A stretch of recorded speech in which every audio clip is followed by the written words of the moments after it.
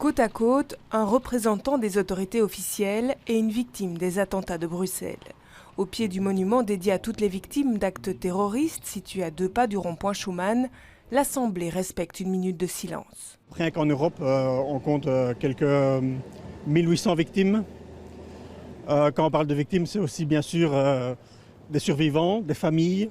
Il faut rappeler ça aux hommes politiques pour qu'ils ne perdent pas leur attention et puissent proposer des aides à ces personnes. Le 21 août, une date choisie par les Nations Unies pour commémorer l'ensemble des attentats terroristes dans le monde. Pour Claire, rescapée de l'attentat du métro, être ici aujourd'hui est une évidence. C'est des journées comme ceci qui nous montrent qu'on ne peut pas oublier non plus ce qui se passe ailleurs. Le dernier en date, c'était en Afghanistan. Et quand je vois dans les journaux, dans les médias, etc., ça prend la taille d'un timbre-poste. Je trouve que c'est un homme est un homme. La souffrance est la souffrance et elle est la même pour tout le monde. Dans leur discours, les représentants des autorités publiques réencouragent les victimes à les interpeller. Écoutez celui qui souffre et surtout ne pas nous en détourner. Je suis personnellement convaincu que c'est cela que nous devons changer dans notre façon de vivre.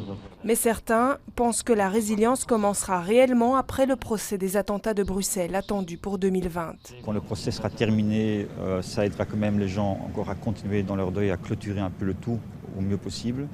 Donc c'est très important. Entre-temps, il y a quand même eu 5 lois qui ont été votées, 3 directement pour les victimes du terrorisme uniquement. Ça aussi, il faut le saluer. Cela n'empêche qu'il y a encore beaucoup de travail à faire. Après la cérémonie, le procureur fédéral et les victimes des attentats de Bruxelles ont continué à échanger en privé.